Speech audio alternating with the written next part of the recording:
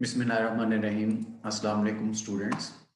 आज बेटे हमने नेक्स्ट टॉपिक डिस्कस करना है, that is the genotype and its types.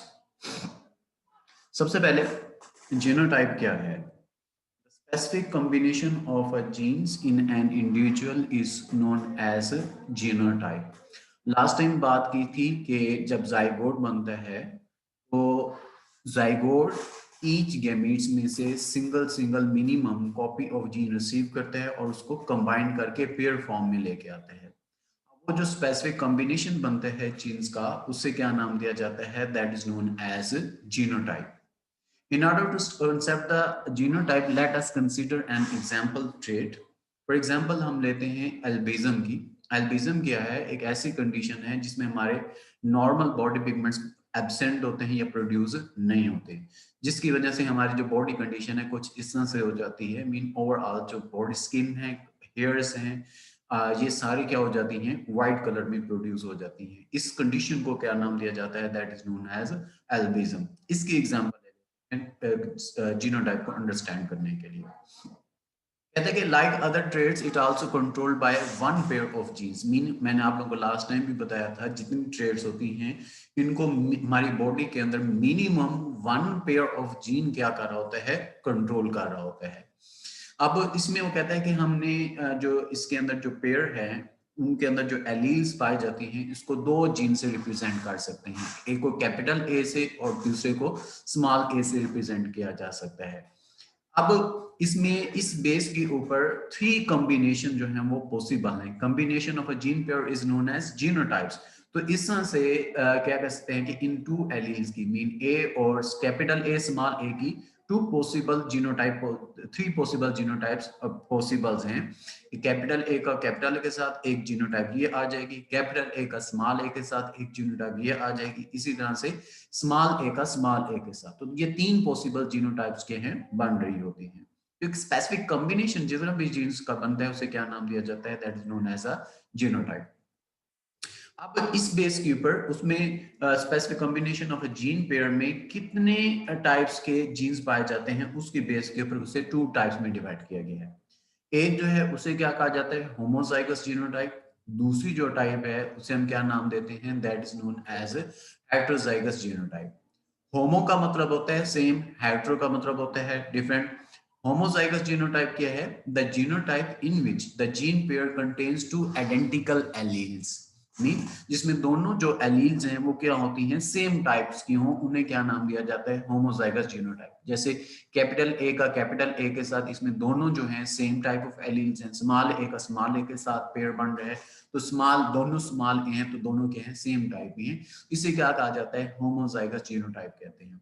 दूसरी जो है उसे क्या कहा जाता है? Heterozygous genotype. Mean the genotype in which gene pair contains to different alleles. जैसे कैपिटल ए का स्मॉल ए के साथ है, ये दोनों द एलील्स हैं वो डिफरेंट टाइप्स की हैं, इन्हें क्या नाम दिया जाता है? They are known as heterozygous genotype. अब जो एलील है उसमें से बेटे स्पेशली जो हेटेरोजाइगस जीनोटाइप होती हैं उसके अंदर एलील को फर्दर टू कैटेगरीज के अंदर डिवाइड किया जाता है। उनमें से एक जो है उसे एक नाम दिया जाता है डोमिनेंट एलील, और दूसरी जो है उसे क्या नाम देते हैं? That is known as recessive allele. ये हम बात कर रहे हैं जब हेटेरोजाइगस जीनोटाइप होगी, एक कैपिटल फॉर्म में होगा और दूसरा स्मॉल लेटर्स में होगा। डोमिनेंट एलील क्या होती है? when in heterozygous condition, mean जब जीन पेयर्स क्या होते हैं? टू एलील्स डिफरेंट टाइप्स की होती हैं। अब दोनों जो क्या कर रहे होते हैं कि उनकी जो ट्रेड्स होती है वो वेरी करती है एक दूसरे से। तो इन कंडीशन में वो कहते हैं कि एक एलील अपने कैरेक्टरिस्टिक्स को शो करा सकती है, दूसरी नहीं करवा सकती, और वो allele which mask or prevents the expression of other allele, mean दूसरी एलील के कैरेक्टरिस्टिक्स को वो शो नहीं करवाने देती, उसे रोक देती है, उसे क्या नाम देते हैं? That is known as dominant allele.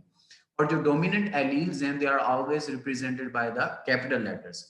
फिर रिसेसिव एलील कौन सी होगी? The allele which is not expressed is called recessive allele, या वो एलील जो अपने कैरेक्टरिस्टिक्स को एक्सप्रेस नहीं कर पाती डोमिनेंट एलील की प्रेजेंस की वजह से, उसे क्या कहा जाता है? रिसेसिव एलील कहते हैं।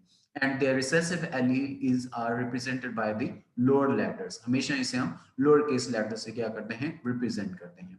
जैसे फॉर एग्जांपल हमने ये एग्जांपल ली थी एल्बिज्म की। इसमें अगर हम जीन पेयर देखें, albinism is a recessive trait, mean it is a produced when both alleles are recessive, mean जब जीन पेयर बनेगा होमोजाइगस होगा और दोनों कौन से होने चाहिए, रिसेसिव के होने चाहिए, तब जाके ये क्या है अपने आप को शो कर देती है। क्योंकि इसके साथ अगर डोमिनेंट वाली होगी तो इसके कैरेक्टरिस्टिक्स को शो नहीं करने देती। So in human allele capital A produce the normal body pigments while small a doesn't produce the pigments. इस तरह से कैपिटल A डोमिनेंट है, स्मॉल a क्या होगा, रिसेसिव होगा। If genotype is capital A और capital A small a, the individual will produce pigments, तो हमारी बॉडी जो है वो नॉर्मल होगी।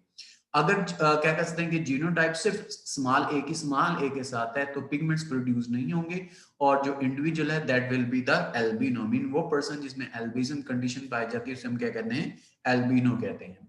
इसको हम इस तरह से रिप्रेजेंट कर लेते हैं, मीन 3 पॉसिबल जीन पेयर बनते हैं इसमें। कैपिटल ए जो हमने बात की कि अगर ये ऐसी एलील है जो कि हमारी बॉडी में नॉर्मल पिगमेंट्स को प्रोड्यूस करवाएगी, इसलिए और दूसरा हमने कहा क्योंकि कैपिटल लेटर से शो करें, ये क्या होती है, डोमिनेंट एलील होती है। दूसरी साइड पे हम एक और ले लेते हैं एलील, जिसको हम रिप्रेजेंट कर रहे हैं स्मॉल ए से, ये एल्बिज्म को शो करवाती है, तो इसके अंदर हमारे जो नॉर्मल पिगमेंट्स हैं वो प्रोड्यूस नहीं होंगे, तो इसलिए और दूसरी ये क्या है, रिसेसिव एलील है। अब इनके अगर हम जीन पेयर देखें, मीन जीनोटाइप्स बनाएं, अब जैसे कैपिटल ए के साथ जीनोटाइप बनाएं तो उसमें जो जाइगोट बनेगा उसमें जो जीनोटाइप है वो कैपिटल ए के साथ आएगा, मीन होमोजाइगस जीनोटाइप आएगा, ठीक है। दूसरा पॉसिबल जो है कैपिटल ए का स्मॉल ए के साथ, जिसे हम कहते हैं हेटेरोजाइगस जीनोटाइप में। तो हेटेरोजाइगस कंडीशन के अंदर जो जीन पेयर बनेगा वो कैपिटल ए का स्मॉल ए के साथ, यहाँ पे कैपिटल ए स्मॉल ए के ऊपर क्या कर जाएगा, डोमिनेंट कर लेगा। इन दोनों सिचुएशन के अंदर हमारी बॉडी के अंदर नॉर्मल पिगमेंट्स प्रोड्यूस होंगे, इसलिए हमें एल्बिज्म नहीं होगी दोनों सिचुएशन के अंदर। और दूसरा जो है हेटेरोजाइगस कंडीशन, होमोजाइगस कंडीशन की दूसरी टाइप बेटे देखें, कैपिटल स्मॉल ए का पेयर बन रहा है स्मॉल ए के साथ, ये दोनों एलील आपस में मिलती हैं, इनके कॉम्बिनेशन से जो जीन पेयर बनता है, जीनोटाइप बनती है, वो स्मॉल ए का स्मॉल ए के साथ है, तब जाके ये क्या प्रोड्यूस करेगी, एल्बिज्म प्रोड्यूस करेगी। तो उसमें नॉर्मल बॉडी पिगमेंट सेल्स जो है वो प्रोड्यूस नहीं होते। अब क्या कह सकते हैं कि इस तरह से जो हमारी जो ट्रेड थी वो क्या थी, मीन एल्बिज्म, मीन प्रोड्यूस होनी है या नहीं होनी। तो यहाँ पे आप लोग देख सकते हैं कैपिटल ए का कैपिटल ए के साथ है तो वह तो वैसे भी डोमिनेंट है, वो अपने करेक्टर से शो करता है, लेकिन मसला कहाँ पे आता है, जब हेटेरोजाइगस जीनोटाइप होती है उसमें एक अपने करेक्टरिस्टिक्स को शो कर है, दूसरा करेक्टरिस्टिक्स को एक्सप्रेस नहीं कर पा रहा, और जो करेक्टरिस्टिक्स को एक्सप्रेस कर रहा है जैसे कैपिटल ए है, ये सेंटर वाली कैटेगरी में देखिए, यहाँ पे कैपिटल ए अपने करेक्टरिस्टिक्स को शो करवा रहा है कि हमारी बॉडी में नॉर्मल पिगमेंट्स प्रोड्यूस हो रहे हैं, जबकि स्मॉल ए अपने करेक्टरिस्टिक्स को शो नहीं करवा रहा। अगर करवाता तो इसमें भी एल्बिज्म प्रोड्यूस होनी चाहिए थी, लेकिन नहीं हो पाती, तो इसलिए जो एल्बिज्म है वो क्या आ जाती है, रिसेसिव एलील, और नॉर्मल बॉडी पिगमेंट सेल को प्रोड्यूस होना ये क्या आ जाती है, डोमिनेंट एलील आ जाती है।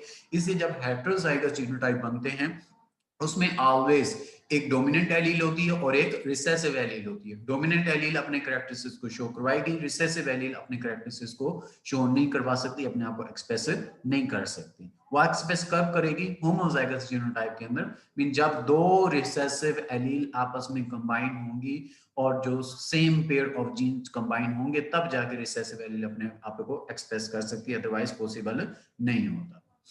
फिर बेटे जो इन दिस एग्जांपल अगर हम कंक्लूजन करें, allele A capital A dominants over small A, because in capital A small A individual pigments are produce, mean जो नॉर्मल बॉडी पिगमेंट्स हैं वो क्या हो रहे हैं, प्रोड्यूस हो रहे हैं, इसलिए कैपिटल ए जो है वो डोमिनेंट कर रहे हैं किसके ऊपर, स्मॉल ए के ऊपर। The effect of small A is suppressed by capital A, तो इसलिए हम कह सकते हैं कि जो स्मॉल ए है वो क्या हो जाती है, रिसेसिव हो जाती है। फिर फिनोटाइप क्या होती है, the expression of genotype in the form of traits is known as phenotype. जैसे कैपिटल ए का कैपिटल ए के साथ जीनोटाइप बना, इसने क्या एक्सप्रेस किया था, नॉर्मल पिगमेंट्स प्रोड्यूस हुए थे, ये उसकी फिनोटाइप होगी। कैपिटल ए ने स्मॉल ए के साथ पेयर बनाया था, जीनोटाइप बनी, जीनोटाइप ने अपने आप को एक्सप्रेस किया, नॉर्मल बॉडी पिगमेंट्स प्रोड्यूस हुए तो वो उसकी फिनोटाइप आ गई। स्मॉल ए का स्मॉल ए के साथ पेयर बनना, हमने कहा जीनोटाइप बनी। अब इसने अपने आप को एक्सप्रेस किया, एल्बिज्म प्रोड्यूस हुई, तो वो क्या आ जाएगी, फिनोटाइप आ जाएगी। मीन जब भी कोई जीनोटाइप अपने आप को एक्सप्रेस करती है और स्पेसिफिक कैरेक्टरिस्टिक्स प्रोड्यूस करती है, उन कैरेक्टरिस्टिक्स को उसकी क्या कहते हैं, फिनोटाइप कहते हैं। जैसे बीइंग एल्बिनो और हैविंग नॉर्मल पिगमेंटेशन, ये दोनों डिफरेंट क्या हैं, फिनोटाइप्स हैं।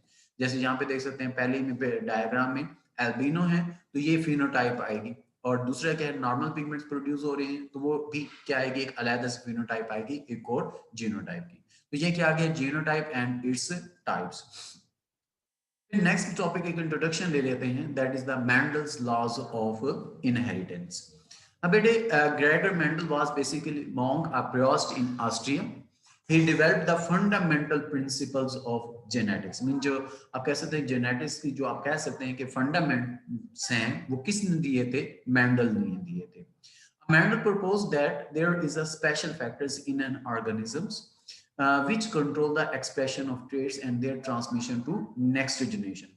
मीन हमारी बॉडी के अंदर जितने भी ऑर्गेनिजम्स हैं, बेसिकली उन ओवरऑल ऑर्गेनिज्म के अंदर क्या पाए जाते हैं, स्पेशल फैक्टर्स हैं जो उनके कैरेक्टरिस्टिक्स को कंट्रोल कर रहे हैं, उनकी ट्रेट्स को कंट्रोल कर रहे हैं, और नेक्स्ट जनरेशन को में अंदर भी ट्रेट्स को कौन ट्रांसमिट करवाते हैं, यही करवा रहे होते हैं। कहते हैं these factors were eventually termed as genes, mean बाद में जाके इनको हमने क्या नाम दिया था, जीन्स का नाम दिया था। मेंडल का अगर हम इंट्रोडक्शन देखें, उसने अपनी स्टडी के लिए पी प्लांट सिलेक्ट किया था, मीन पाइसम सैटिवम, और उसके ऊपर लार्ज नंबर ऑफ एक्सपेरिमेंट्स किए थे, ऑलमोस्ट 8 ईयर एक्सपेरिमेंट करता रहा, और इसके लिए उसने ऑलमोस्ट 28,000 जो है पाइसम सैटिवम प्लांट चूज किए, सिलेक्ट किए थे फॉर हिज स्टडी। अब in his writing he gave the reason for this selection, mean उसने ये क्यों चूज किया था pisum sativum or pea plant. अब basically he argued that an organism of genetic experiment should have following features, mean जब भी organism को हम इनहेरिटेंस के लिए या जेनेटिक के लिए स्टडी कर रहे हैं तो उसमें ये फीचर्स होना जरूरी है, अगर होंगे तो हम ऑर्गेनिज्म के कैरेक्टरिस्टिक्स को स्टडी कर सकते हैं, अदरवाइज पॉसिबल नहीं होता। अब उसमें पहला फीचर क्या है बेटे, there should be the number of different traits that can be studied. अब एक ट्रेड के ऊपर हम क्या कह सकते हैं, जस्टिफाई नहीं कर सकते कि हम क्या स्टडी कर रहे हैं, क्योंकि उसको आगे कंपेयर करना होता है दूसरी ट्रेड्स के साथ, तो इसलिए वो कहते हैं कि उसके अंदर डिफरेंट नंबर ऑफ ट्रेड्स होनी चाहिए। पी प्लांट में अगर हम देखें तो यहाँ पे आप लोगों को डिफरेंट ट्रेड्स नजर आ रही है, जैसे सीड्स में देखें उसमें शेप ऑफ सीड नजर आ रही है, कलर ऑफ सीड नजर आ रहा है, ये 2 डिफरेंट ट्रेड्स आ गए। फ्लावर कलर को देखें तो उसमें 2 डिफरेंट कलर्स नजर आ रही हैं, ये एक और ट्रेड हो गई। तीसरी ट्रेड क्या है, फॉर्म ऑफ पोड, मीन जो फली होती है उसका। चौथी ट्रेड क्या है, उसका कलर है। फिर पांचवी ट्रेड क्या है कि पोजीशन ऑफ फ्लावर्स है। आगे 6 जो ट्रेड है वो क्या है जी, साइज ऑफ प्लांट है। तो ये डिफरेंट नंबर ऑफ ट्रेड्स जो हैं वो पी प्लांट में पाई जाती हैं। तो इस तरह से वो क्या कह सकते हैं कि पहला पॉइंट यही है कि जब भी कोई ऑर्गेनिज्म हमने स्टडी करना है फॉर द सिलेक्ट करने for the study of genetics, उसमें नंबर ऑफ ट्रेड्स होना जरूरी है, और पी प्लांट्स में मैनी नंबर्स ऑफ ट्रेड्स पाई जाती हैं। फिर उसके बाद दूसरा पॉइंट क्या है, the organism should have contrasting traits, mean एक ही ट्रेड्स के आगे कंट्रास्टिंग ट्रेड्स होनी चाहिए। जैसे फॉर एग्जांपल हमने ट्रेड ली हाइट की, तो उसमें 2 डिफरेंट फिनोटाइप्स होना जरूरी है, tallness and dwarfness, mean length wise long और शॉर्ट प्लांट जो हैं वो दोनों को कंट्रास्ट किया जा सके। जैसे यहाँ पे आप लोग कंट्रास्टिंग ट्रेड्स देखें, पहले नंबर पे सीड के शेप में चले जाएं तो शेप में कंट्रास्ट पाया जाता है, राउंड होगा या रिंकल्ड होगा। फिर कलर ऑफ सीड में कंट्रास्ट पाया जाता है, येलो होगा या ग्रीन होगा। फिर फ्लावर कलर में कंट्रास्ट पाया जाता है, व्हाइट होगा या रेड होगा या वायलेट होगा, ठीक है, या पर्पलिश भी आप लोग कह सकते हैं। इसी तरह से पोर्ड फॉर्म में चले जाएं तो उसमें भी कंट्रास्ट पाया जाता है कि फुल होंगी या कंस्ट्रिक्टेड होंगी। इसी तरह से कलर में पाया जाता है कंट्रास्ट पोर्ट की, येलो होगी या ग्रीन होगी। इससे position of inflorescence, mean flower की पोजीशन में पाए जाते हैं, या तो एक्सिस के ऊपर होते हैं या टर्मिनल मीन टॉप पे लगे होते हैं। इस तरह साइज में पाया जाता है, या लॉन्ग होगा या शॉर्ट होगा। तो इसमें डिफरेंट ट्रेड्स हैं तो उसमें कंट्रास्टिंग ट्रेड्स पाई जाती हैं। तो एक तो ये आ गई। तीसरा और important, the organism especially if plants should be self fertilized but cross fertilization should also be possible। दोनों तरह से उसमें रिप्रोडक्शन हो सकती है, की जा सके, सेल्फ फर्टिलाइजेशन के थ्रू भी और क्रॉस फर्टिलाइजेशन के थ्रू भी। सेल्फ फर्टिलाइजेशन बेटे हम कैसे करेंगे, थ्रू सेल्फ पोलिनेशन, और क्रॉस फर्टिलाइजेशन हम किसके थ्रू करते हैं, क्रॉस पोलिनेशन के थ्रू, और ये प्लांट्स की स्पेसिफिकली बात हो रही है। और फोर्थ पॉइंट और सबसे important point, the organism should have short but fast life cycle. P plant है, इसका लाइफ साइकिल मैक्सिमम भी चले जाए तो 4 मंथ्स तक होता है, मीन विद इन 4 मंथ ये सीड से निकल के दोबारा सीड प्रोड्यूस करवा देते हैं। जबकि अगर फॉर एग्जांपल आप लोग कोई एलिफेंट चूज कर लेते हैं for the study of inheritance, तो उसकी एज बहुत ज्यादा होती है, लाइफ साइकिल बहुत ज्यादा होता है। 15-16 साल के बाद उसने 15-20 साल के बाद उसने बेबीज देने हैं, फिर बेबीज को बड़े होते हुए 15-20 साल लग जाएंगे, फिर उसके बेबीज आने में और टाइम लग जाएगा, उतनी देर में हम कब्रों में पहुंच जाएंगे। तो इसलिए जब भी कोई ऑर्गेनिज्म हमने सिलेक्ट करना है for the study of inheritance, उसका लाइफ साइकिल शॉर्ट होना चाहिए, फास्ट होना चाहिए, ताकि उसमें नंबर ऑफ जनरेशन को क्या किया जा सके, स्टडी किया जा सके। और मेंडल क्यों सक्सीड हुआ था अपने एक्सपेरिमेंट में, उसने राइट ऑर्गेनिज्म चूज किया था और उसने रीजन भी बताई क्यों चूज किया था। All these features are present in pea plant. Normally the flowers of pea plant allow self pollination, mean आमतौर पर उसमें सेल्फ पोलिनेशन होती है, बट उसमें हम क्रॉस पोलिनेशन भी करवा सकते हैं। Each trade study in pea plant है टू डिस्टेंट फॉर्म्स, मीन उसमें कंट्रास्टिंग ट्रेड्स भी पाई जाती है, ये हमने डिस्कस किया है पीछे। Or cross pollination can also be done by transferring of pollen grains from flowers of one plant to the flowers of another plants. तो मीन दो तो फीचर्स आ गए, सेल्फ पोलिनेशन भी हो रही है, कंट्रास्टिंग ट्रेड्स भी हैं, क्रॉस पोलिनेशन के थ्रू भी से क्या किया जा सकता है, प्रोड्यूस किया जा सकता है। लाइफ साइकिल भी इसका क्या है, शॉर्ट है और फास्ट होते हैं। तो इसमें डिफरेंट जो इतने भी फीचर्स हैं वो सारे के सारे पाए जाते हैं। Mendel succeeded in his work not only because he selected the right organism for his experiment, but also because he analyzed the result of using principle of statistics, mean ratios वगैरह, proportions वगैरह use करके उसकी analysis की थी। ये किस तरह से की थी, इंशाल्लाह ये कल के टॉपिक में हम डिस्कस करेंगे इसके लॉस में। अब चलते हैं इसके क्वेश्चंस की तरफ। अब सबसे पहले बेटे क्या है, जीनोटाइप और उसकी टाइप्स बतानी है। ये बेसिक आप लोगों ने शॉर्ट क्वेश्चन में ही करना है, इसलिए हम शॉर्ट क्वेश्चन में से देख लेते हैं आगे जाके।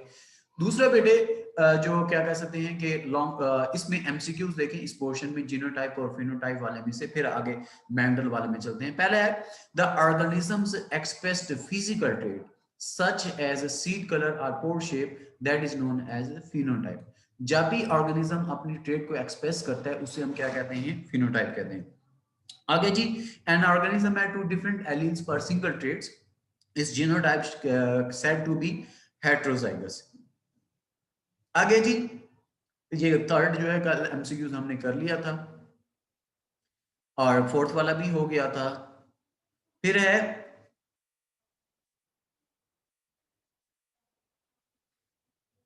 नेक्स्ट पे बेटे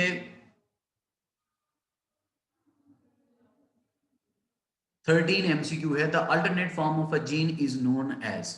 अल्टरनेट फॉर्म बल्कि ये कल पढ़ लिया था, एलीली कहते हैं। 14 है specific combination of a gene and individual is known as genotype. उसके बाद है it is a condition in which normal body pigments are absent, उसे हम क्या कहते हैं, that is known as albinism.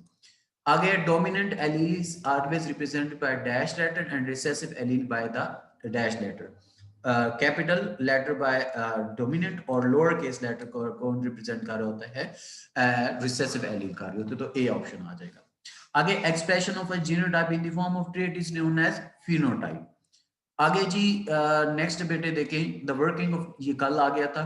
आगे dominant allele only suppress and express the recessive allele, it doesn't effect it's nature, ये साइड बॉक्स में दिया होगा। जस्ट उसके कैरेक्टरिस्टिक्स को ये क्या करती है, रोक देती है, छुपा देती है, लेकिन उसकी नेचर को ये डिस्टर्ब नहीं करती। फिजिकल अपीयरेंस और colour of an organism is known as phenotype, क्योंकि ये ट्रेट्स एक्सप्रेस हो रही हैं। Genotype in which a gene pair contains two identical alleles, ठीक है जी। अगर सेम टाइप है, आइडेंटिकल्स हैं, तो उन्हें क्या कहा जाता है, होमोजाइगस। अगर डिफरेंट हो तो उसे हम क्या कहते हैं, हेटेरोजाइगस। आगे albinism is a trait, recessive. Next है making normal pigmentation is an example of, normal pigmentations phenotype की एग्जांपल आएगी, क्योंकि ट्रेट एक्सप्रेस हो रही है। आगे बेटे शॉर्ट क्वेश्चन में आ जाए तो इसमें पहला जो शॉर्ट क्वेश्चन है आपका वो है जी जीनोटाइप एंड टाइप्स। जीनोटाइप की डेफिनेशन देंगे और टाइप्स के नाम बता देंगे।